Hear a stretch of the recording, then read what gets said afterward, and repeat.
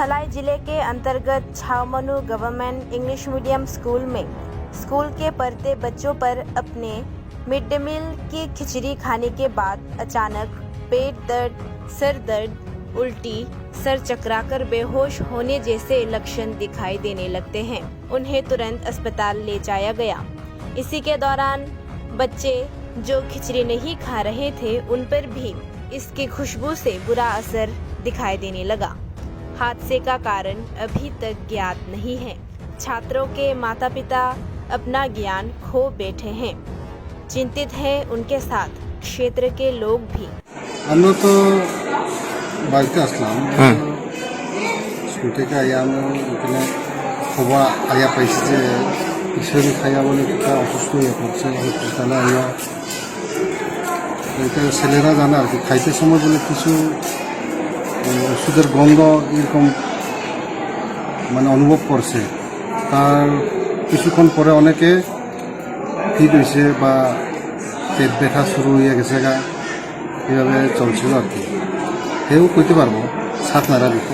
আচ্ছা কিটা হয়েছে ঘটনাটা? সাত নাড়া দিয়ে ইংলিশ বই ভাষা সালি কাপড় ভাষা সালি তাম মা উনি আর মা এখানে আগা নাই সাই সালি কাপড় মা উনি কেশরী জাতীয় উঠি গান মাঝে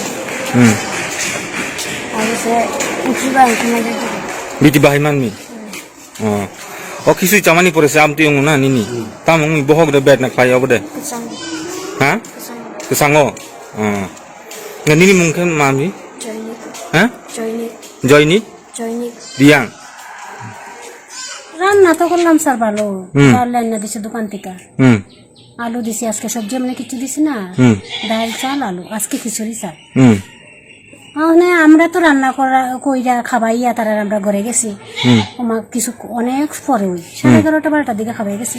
তারপরে দিয়ে ইনচার্জ গাড়ি ছাত্র কাইন্দা গাড়ি লয়ে যেতে আমি ইনচার্জরা কইছি স্যার কিতা কয় আইয়েন।